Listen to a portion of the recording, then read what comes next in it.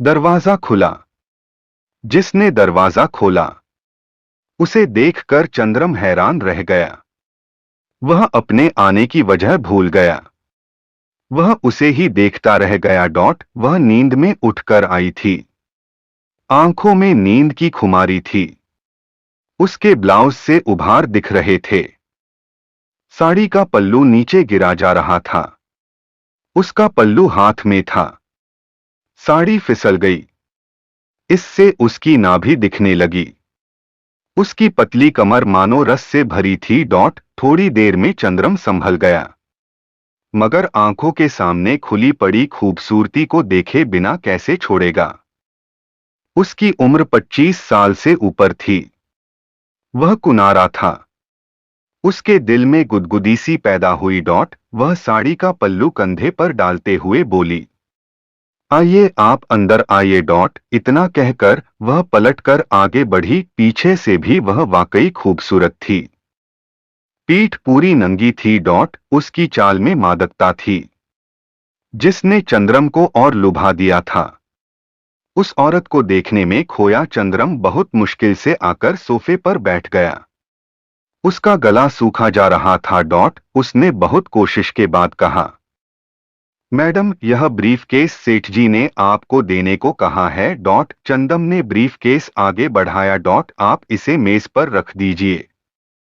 हाँ, आप तेज धूप में आए हैं, थोड़ा ठंडा हो जाइएगा।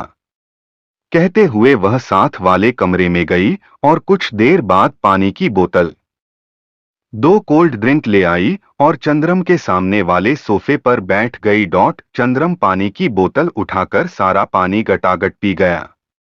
वह औरत कोल्ड ड्रिंक की बोतल खोलने के लिए मेज के नीचे रखे ओपनर को लेने के लिए झुकी, तो फिर उसका पल्लू गिर गया और उभार दिख गए। चंद्रम की नजर वहीं अटक गई। उस औरत ने ओपनर से कोल्ड ड्रिंक खोली। उनमें स्ट्रा डालकर चंद्रम की ओर एक कोल्ड ड्रिंक बढ़ाई। चंद्रम ने बोतल पकड़ी। उसकी उंगलियां उस औरत की नाजुक उंगलियों से छू गईं। चंद्रम को जैसे करंट सा लगा। उस औरत के जादू और मादकता ने चंद्रम को घायल कर दिया था। वह खुद को काबू में न रख सका और उस औरत यानी अपनी सेठानी से लिपट गया। इसके बाद चंद्रम का सेठ उसे रोजाना दोपहर को अपने घर ब्रीफकेस देकर भेजता था।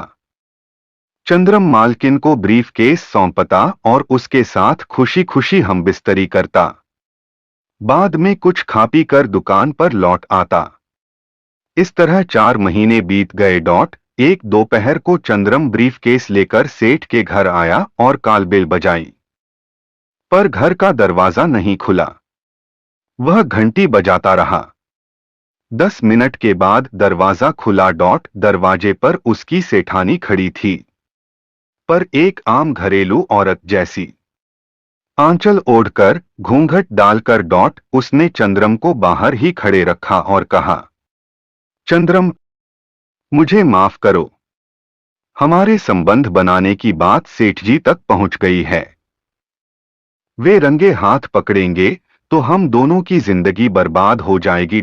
हमारी भलाई अब इसी में है कि हम चुपचाप अलग हो जाएं। आज के बाद तुम कभी इस घर में मत आना। इतना कहकर सेठानी ने दरवाजा बंद कर दिया। चंद्रम मानो किसी खाई में गिर गया। वह तो यह सपना देख रहा था कि करोड़पति सेठ की तीसरी पत्नी बाहों में होगी। बूढ़े सेठ की मौत के बाद वह इस घर का मालिक बनेगा। मगर उसका सपना ताश के पत्तों के महल की तरह तेज हवा से उड़ गया। ऊपर से यह डर सता रहा था कि कहीं सेठ उसे नौकरी से तो नहीं निकाल देगा। वह दुकान की ओर चल दिया। सेठानी ने मन ही मन कहा, चंद्रम, तुम्हें नहीं मालूम कि सेठ मुझे डांस बार से लाया था। उसने मुझसे शादी की और इस घर की मालकिन बनाया, पर हमारे कोई औलाद नहीं थी। मैं सेठ को उपहार के तौर पर बच्चा देना चाहती थी। सेठ ने भी मेरी बात मानी। हमने तुम्हारे साथ नाटक किया। हो सके तो मुझे माफ कर देना। इसके बाद सेठानी ने एक हाथ अपने बढ़ते पेट पर फेरा। दूसरे हाथ से वह अपने आंसू पोंछ रही थी।